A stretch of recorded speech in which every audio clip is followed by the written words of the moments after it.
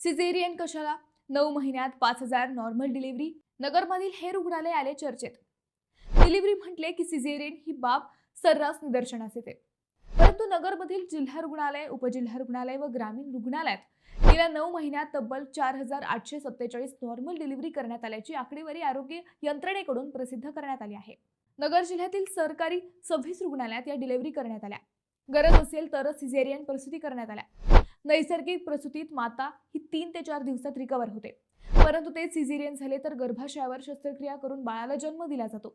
या प्रक्रियेत आईला पूर्ण बरे होण्यासाठी 6 ते 8 आठवड्यांचा कालावधी जातो.